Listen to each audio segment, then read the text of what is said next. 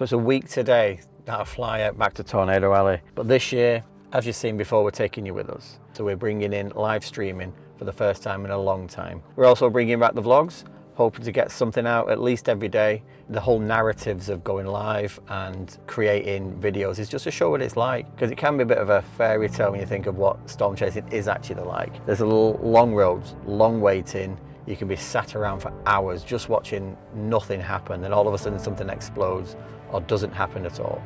But most people do think storm chasing is just seeing tornadoes as soon as you come out of a hotel, and it's far from that. Some days you're driving 800 miles, some days you're driving 80. The variation is so vast.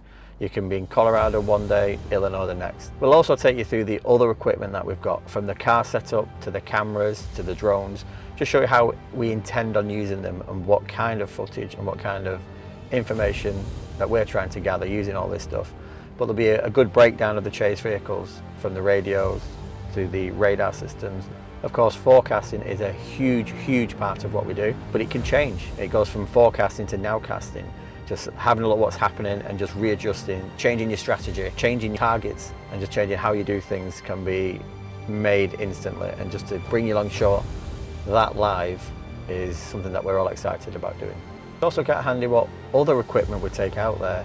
The radars, the different radars that we use, the mapping software, the forecasting tools, and try and break them down a little bit into bite-sized chunks so you can understand what we look for and why we look for them.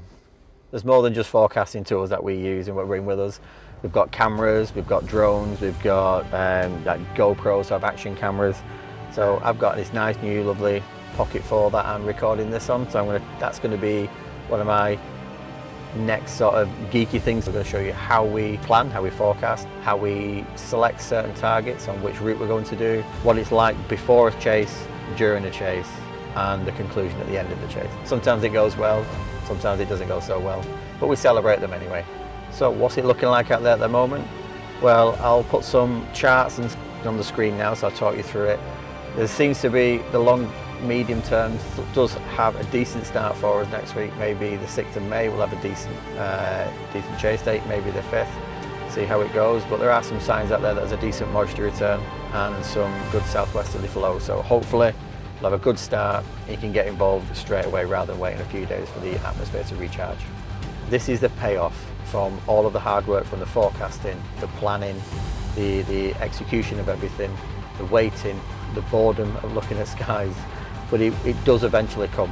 If you get everything right, as everybody else does, the payoff is huge and well and truly worth the effort that we put into it. So I'd say this season's mission is to try and change our direction for the next few years. It's bring everybody along, see what we're up to. If you fancy coming along doing it with us, just drop us a message. There's a website link, will be in the description. Hit us up if you need any more information. So I suppose now, if you want to see storm chasing as it happens, follow along, subscribe, check out the videos, ask any questions, and we'll see you stateside.